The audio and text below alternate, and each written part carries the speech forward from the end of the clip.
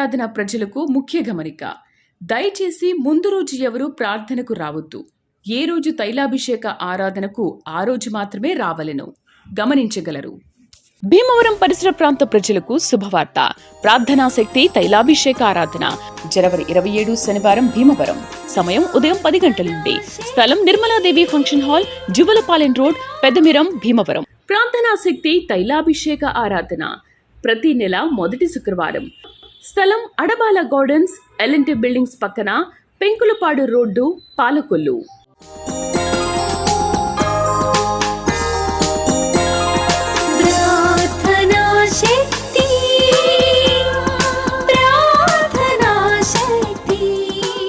ప్రార్థనా శక్తి తైలాభిషేక ఆదివారపు ఆరాధన సమయం ఉదయం 10 గంటల నుండి 1 గంట వరకు.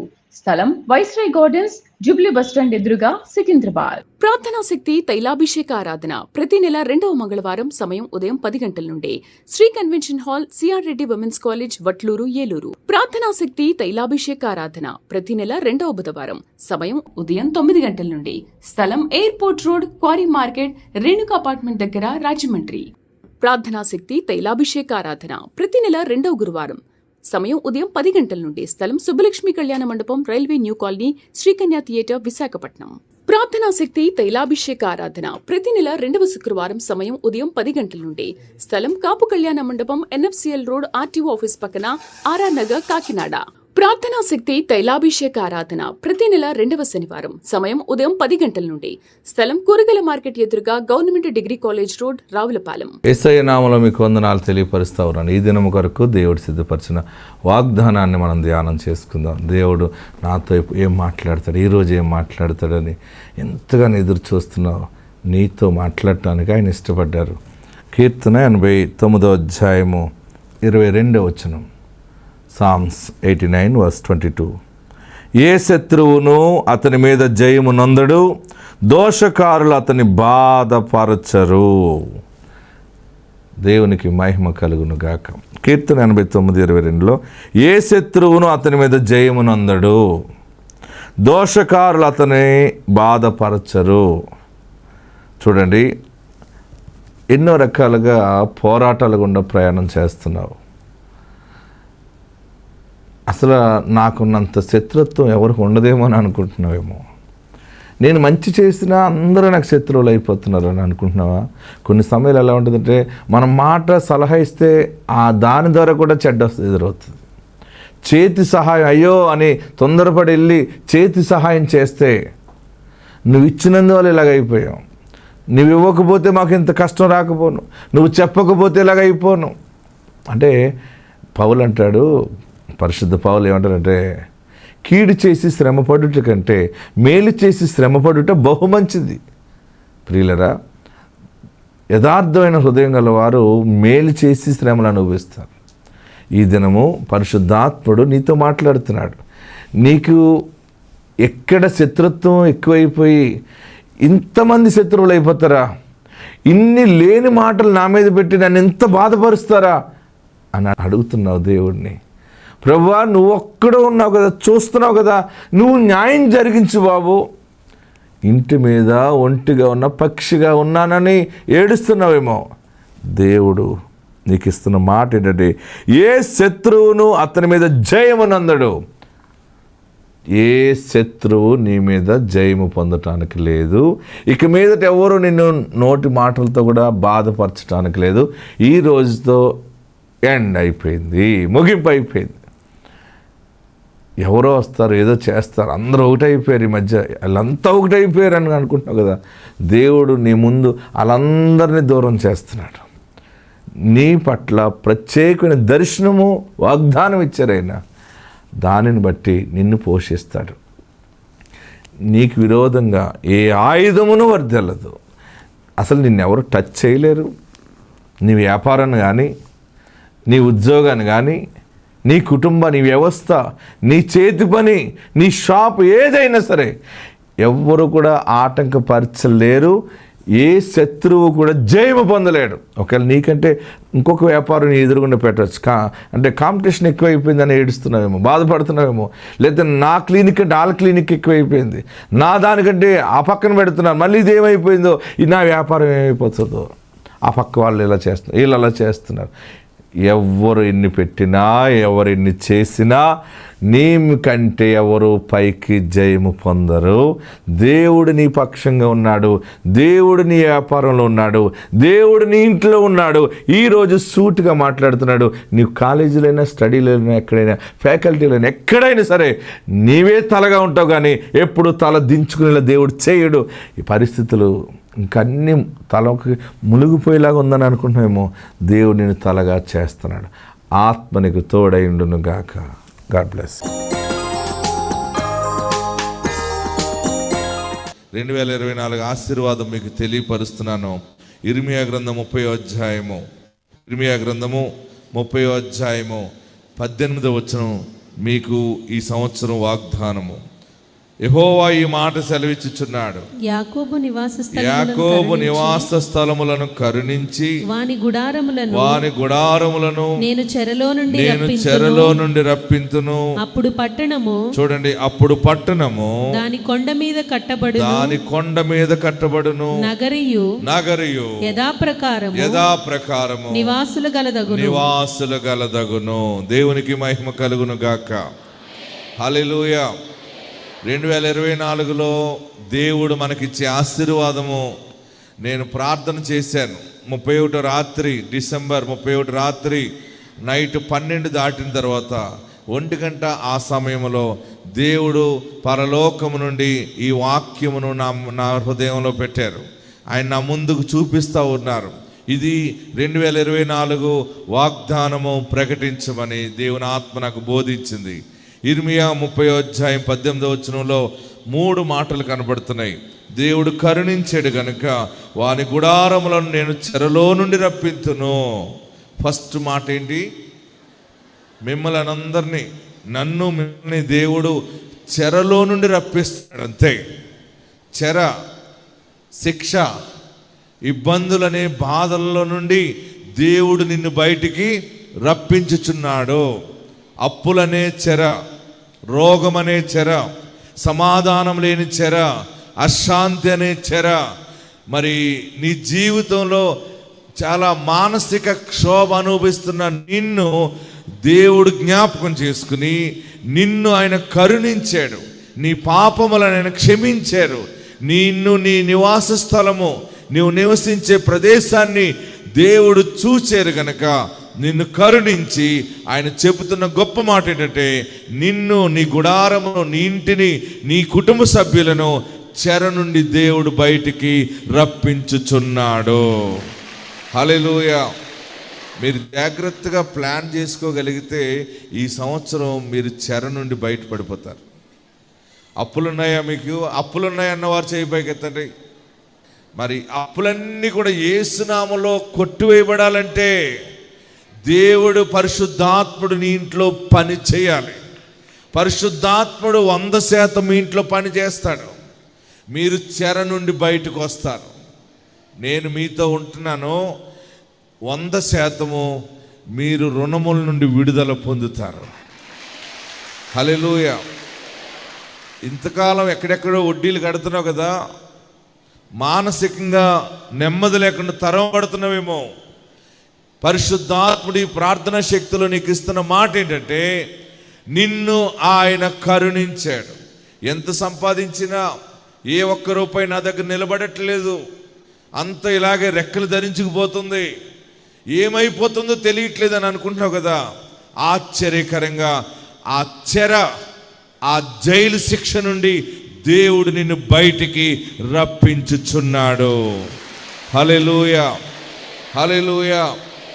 అందులో రెండవ మాట ఏంటంటే, ఆ పట్టణమును దేవుడు దాని కొండ మీద కట్టును. ఆమేన్. దాని పట్టణము, దాని కొండ పైన ఆ పట్టణము కట్టడం.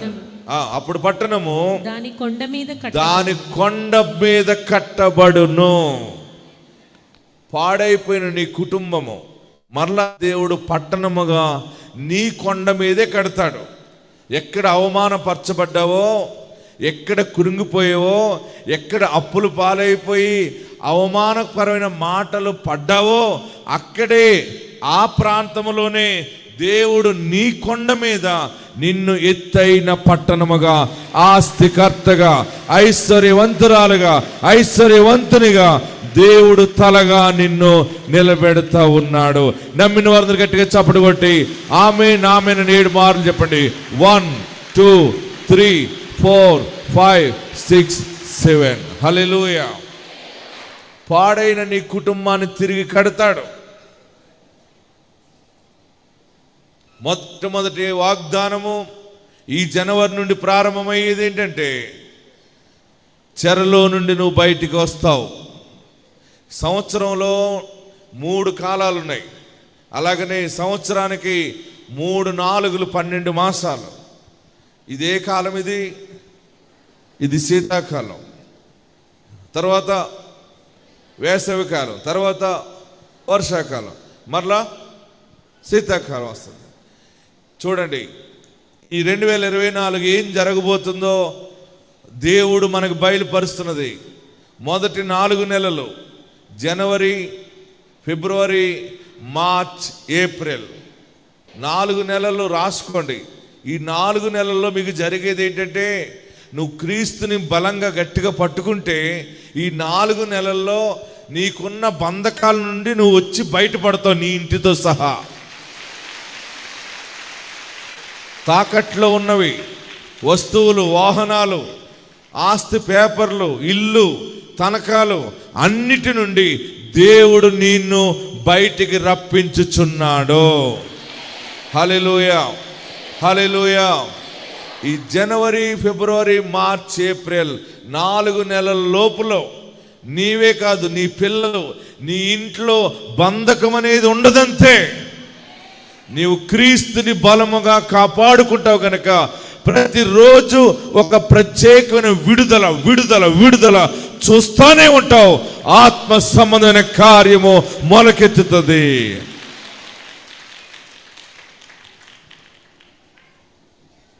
ఈ 4 నెలలు చెర నుండి బయటకు వస్తావు.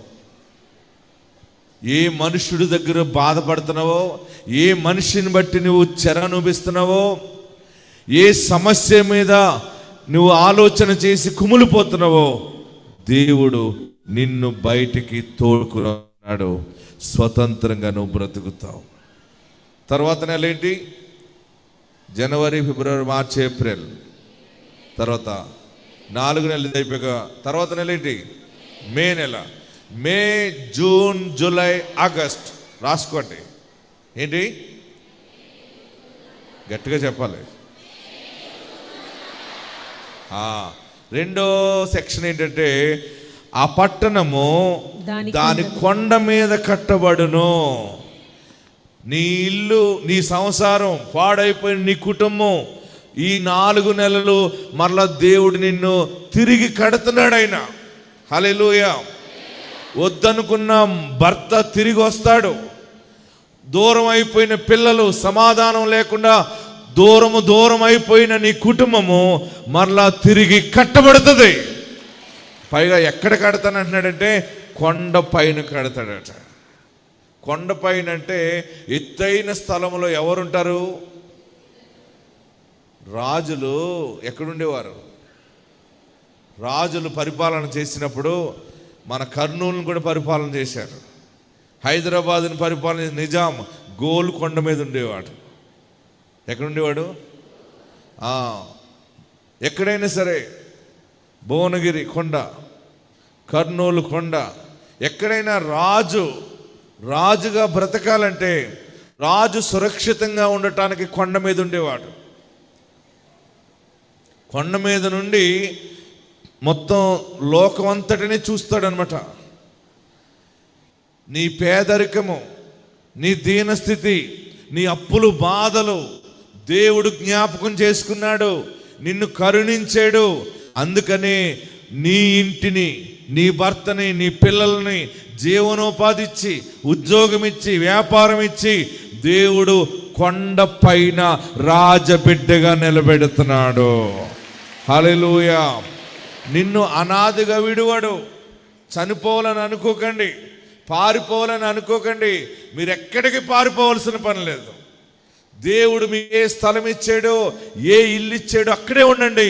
2024 మే, జూన్, జూలై, ఆగస్ట్ 4 నెలల్లో ఈ ఆశీర్వాదాలు నీ ఇంటి మీద రోజు మంచులాగా కురుస్తుంది. నువ్వు తిరిగి కట్టబడతావు. మోడైన నీ బ్రతుకు తిరిగి చిగురింపబడుతుంది. అయ్యో నేను భర్తను కోల్పోయాను, అయ్యో నేను భార్యను కోల్పోయాను, నేను బిడ్డను కోల్పోయాను, నేను ఆస్తిని కోల్పోయాను, అది కూలిపోయింది, నా కుటుంబం నా సంసారం కూలిపోయింది, నాశనం అయిపోయిందని అనుకుంటున్నావేమో. లేదు, నీ ఇల్లు నాశనము కాలేదు, నీ కుటుంబం పాడు కాలేదు. దేవుడు నీ ఇంటిని మరలా అదే స్థలములో, నీ కొండ పైన, నీ ఇంటి సమాజములోనే, నీ స్వజనుల మధ్య దేవుడు మరలా తిరిగి పట్టణముగా కడుతున్నాడు, పట్టణముగా కడుతున్నాడు. హల్లెలూయా. పట్టణం అంటే చెప్పండి, పట్టణానికి పల్లెకి తేడా ఏంటి? పల్లెని కూడా పట్టణం అనొచ్చు కదా, అనవే. పల్లెల్లో ఒక ఆదాయమే ఉంటుంది. పల్లెల్లో ఏముంటాయి ఆదాయం? ధాన్యమో, బియ్యం, లేకపోతే పాలు, పాడి పంటలే ఉంటాయి, లేకపోతే పెద్ద పెద్ద ఆనపకాయలు కాస్తాయి, లేకపోతే చిక్కుడుకాయలు కాస్తాయి. అంతేనా? ఇంకేమైనా ఉంటాయా? హలో చెప్పరే. పట్టణంలో ఏముంటాయి? పట్టణంలో వ్యాపారం ఉంటుంది. పట్టణంలో ధనము ఎక్కువ చలామణి అవుతుంది. డబ్బు వ్యాపారం ఎక్కడుంటుందో ఆ ప్రాంతము పట్టణముగా మారుతుంది. డబ్బు ఎక్కువ ఉన్నప్పుడు రంగురంగుల లైట్లు కొనుక్కుంటారు. పట్టణంలో ఉన్న లైట్లు వేరుగా ఉంటాయి, పట్టణంలో ఉన్న బ్రిడ్జిలు వేరుగా ఉంటాయి. ఎందుకంటే డబ్బు ఉంటుంది కనుక. పట్టణము మున్సిపాలిటీ ఏం చేస్తుందంటే మంచి అద్భుతమైన బొమ్మలు తయారు చేసి పెట్టుకుంటుంది, గార్డెన్స్ తయారు చేస్తారు. పట్టణంలో డబ్బు ఉంటుంది కనుక ఎన్ని అంగులు ఆర్భాటాలన్నా జరుగుతాయి. జీవం గల దేవుని సన్నిధానంలో దేవుడు నీకు ఇచ్చే ఆశీర్వాదం ఏంటంటే, నీవు పల్లెలో ఉన్నా, పట్టణంలో ఉన్నా, ఈ పట్టణమైనా ఆ పట్టణమైనా, ఏ దేశంలో ఉన్నా, ఏ ప్రాంతంలో ఉన్నా, ఏ లోయలో ఉన్నా, ఏ కొండ మీద ఉన్నా, తిరిగి దేవుడు మరలా నీ కుటుంబాన్ని అద్భుతమైన స్థానములో, ఎత్తైన కోట మీద నిన్ను కడుతున్నాడు. తొందరలో నేను చూస్తాను మేము అందరినీ, మీరు ధనవంతులు అవుతారు. ఆల్రెడీ స్టార్ట్ అయిపోయింది. మీ ఇళ్ళకి ధనం వస్తుంది, మీ ఇళ్ళకి ఆరోగ్యం వస్తుంది, మీ ఇంటి చుట్టూ ఆశీర్వాదము తాసుపాము తరిమినట్టు తరిమేస్తుంది. మీరు పరిగెత్తిపోతుంటారు. ఎందుకంటే నీ ఇంట్లో యేసు కొలువు తీరేడు గనుక. హల్లెలూయా, హల్లెలూయా, హల్లెలూయా. గట్టిగా హల్లెలూయా చెప్పండి. ఎంతమందికి డబ్బు కావాలి? ఎంతమందికి ఐశ్వర్యం కావాలో ఒక ప్రవక్త అడుగుతున్నాను. కావాలనుకున్న అందరు చేతుల పైకి ఎత్తండి. మీకు ఎంత కావాలో చేయి పైకి ఎత్తండి. మీకు ఏం కావాలో నిజంగా చెప్తున్నాను, ప్రకటిస్తాను. కుబేరులు అయిపోతారంతే. స్ట్రైట్గా పైకెత్తండి, స్ట్రైట్గా పైకెత్తండి. మీకు ఏం కావాలో కోరుకోండి. కోరుకునే ముందు డబ్బంతా వచ్చేయాలి, ఆరోగ్యం అంతా వచ్చేయాలి, నీ ఇల్లంతా సంతోషంగా ఉండాలంటే చెయ్యి పైకెత్తి, నీవు తల పైకెత్తి, యేసయ్యా నా హృదయంలోకి రావా అని అడుగు. 7 మార్లు అడగండి. యేసయ్యా నా హృదయంలోకి రా, యేసయ్యా నా హృదయంలోకి రా. అడగండి. 3, 4, 5, గట్టిగా 6, 7. గట్టిగా చప్పటి కొట్టి ప్రభువును స్తుతించండి. దైవ దీవెన మీకు కలుగును గాక. మీ అందరి కోసం మోకరించి ఎలుగెత్తి ప్రార్థన చేస్తున్నాను. ఆ ప్రార్థన మీ అందరి ఇళ్ళ మీద వర్షంలా కురుస్తుంది. నేను మీ అందరూ బాగుపడాలని ప్రార్థిస్తున్నాను. మీరందరూ దీవించబడతారు. మనసు పాడు చేసుకోకండి, చనిపోవాలని అనుకోకండి. సిగ్గుపరచబడిపోయాను, ఇంకింత మాట అన్న తర్వాత ఇంక నేను బ్రతుకుతానని అనుకోకండి. ఎంత అవమానపరచబడ్డావో, ఎంత సిగ్గుపరచబడ్డావో, మరి అద్భుతమైన కొండ పైన బలమైన సాక్షిగా దేవుడు నిన్ను పెడుతున్నాడు. కూలిపోయింది సంసారం అని అనుకోక, కూలిపోలేదు. కూలిపోనేవాడైనా మరలా తిరిగి కడతాడు. హల్లెలూయా. దేవుడు నీ ఇల్లు కడుతున్నప్పుడు నువ్వు కట్టబడాలి. హల్లెలూయా, హల్లెలూయా. చాలామంది దేవుని కృప మన దగ్గరికి వచ్చినా కానీ దానిని మనం జ్ఞానముతో నిలబెట్టుకోలేం. కొన్ని సమయాల్లో మనకి అజ్ఞానం పనిచేస్తుంది. నువ్వు ఏది అడుగుతున్నావో అది దేవుడు అనుగ్రహిస్తున్నాడు. నీ కుటుంబము అసలు ఎవరు ఊహించలేని రీతిలో నీ భర్త నిన్ను ప్రేమిస్తాడు, భార్య నిన్ను ప్రేమిస్తుంది, లోబడతారు. మీ పిల్లలు మీరు తిరిగి కొండ మీద కట్టబడతారు. దేవుని కృప మీకు తోడుండును గాక. హల్లెలూయా. మే, జూన్, జూలై, ఆగస్ట్ తర్వాత ఇంకొక వాగ్దానం ఉంది అక్కడ. మాట 18వ వచనంలో 3వ మాట, యథాప్రకారం నగరియు యథాప్రకారము నివాసులు గలదగును. హల్లెలూయా. 3వ ఆశీర్వాదము ఇది ఎప్పటి నుంచి స్టార్ట్ అవుతుంది? September, October, November, December. దేవుడు మీకు ఇచ్చేటువంటి ఆశీర్వాదము యథాప్రకారము నగరియు యథాప్రకారము నివాసులు గలదగును. నీ కుటుంబం అందరూ కలిగి ఉంటారు. అన్నీ కలిగి యథాప్రకారము ఆశీర్వాదంగా ఉండి క్రిస్మస్ ఆరాధనలో పాలు పొందుతారు. ఇది మన సంవత్సర పంచాంగం. ఆమేన్. ఏంటి మనకిది? ఈ సంవత్సర పంచాంగం. ఈ యేసుక్రీస్తు పంచగాయాల నుండి వచ్చిన మాటలు. ఎన్ని ఆశీర్వాదాలు ఉన్నాయి మనకంటే. 2024 మీరు చెర నుండి రప్పించబడతారు. రెండవది, తిరిగి నీ కుటుంబం కట్టబడుతుంది. మరలా తిరిగి నీ ఉద్యోగం నీకు వస్తుంది, మరలా నీ వ్యాపారం నీకు వస్తుంది. పోయిన భూమి మరలా నీ చేతికి వస్తుంది, పోయిన ఆస్తి నీ చేతికి వస్తుంది. మరలా సాక్షిగా నిలబడతావు. మూడవదిగా యథాప్రకారము నగరియు నివాసులు గలదగును. మరలా యథావిధిగా ఇల్లు, ఆస్తి, ఐశ్వర్యము, సుఖశాంతులు, రక్షణ గృహముగా దేవుని క్రిస్మస్ ఆరాధనలో పాలు పొందుతారు.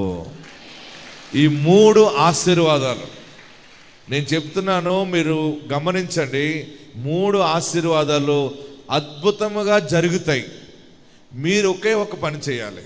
నేను చెప్పిన పని చేశారంటే ఈ 3 ఆశీర్వాదాలు 12 మాసాలు మీకు సర్వ సమృద్ధిగా వస్తాయి. మీరు అబద్ధం ఆడకుండా ఉండాలి. నా ప్రియ సహోదరులరా, మీకందరూ బాగుపడటానికే ఈ వాగ్దానం దేవుడిచ్చాడు. పుట్టినది మొదలుకొని తెలిసినప్పటి నుంచి అబద్ధాల్లోనే బతికేమేమో, తెలిసి తెలియక కొన్ని సమయాల్లో మనం తప్పిదాలు చేసేమేమో. మనము పరిశుద్ధంగా ఉంటామో, క్రీస్తుకి సాక్షిగా, క్రీస్తుకి శిష్యరికం చేస్తానని అనుకుంటే నీవు చెర నుండి రప్పించబడతావు. నీ కొండ మీద నువ్వు కట్టబడతావు. యథాప్రకారము నీ పట్టణములో నివసిస్తావు, చూచి ప్రకాశిస్తావు. నీ గుండె కొట్టుకుంటూ పొంగుతుంది. సముద్ర వ్యాపారము, లోకములో శ్రేష్టమైన వ్యాపారము, లాభం వచ్చేది దేవుడు నీ చేతికి అప్పగిస్తాడు. జనముల ఐశ్వర్యము నీ వద్దకు తేబడుతుంది. అందరూ కూడా లేచి నిలబడండి. మనం లేచి నిలబడి మన కోరికలు సమృద్ధిగా దేవుడు తీరుస్తాడు. 24వ సంవత్సరంలో ఈ జనవరి మాసం నుండి 12 మాసాలు నేను పరిశుద్ధంగా ఉంటానని తీర్మానం చేసుకో. 12 మాసాలు నేను 12 తైలాభిషేకాల్లో ఒక ప్రత్యేకమైన అనుభూతిలో ఎదగాలి అని నువ్వు తీర్మానం చేసుకో. ఎక్కడున్నవారు అక్కడే 2 చేతులు పైకెత్తి,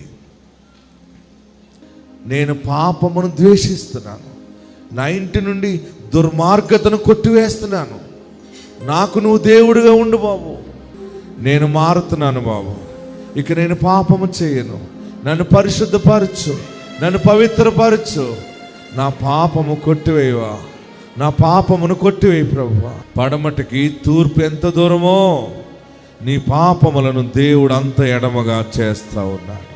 ఈరోజు నుండి, ఈ క్షణము నుండి నేను క్రమంగా ఉంటాను, పరిశుద్ధంగా ఉంటాను. నువ్వు అలాగుంటే ఆయన కనపడతాడు, యేసయ్య కనపడతారు, యేసయ్య నీతో మాట్లాడతారు, యేసయ్య నిన్ను చేయి పట్టుకుని నడిపిస్తారు. నువ్వు ఎక్కలేనంత ఎత్తైన కొండపైగా ఎక్కిస్తాడు. జీవమాల దీవెన స్థలములో నిన్ను నిలబెడతాడు ఆయన.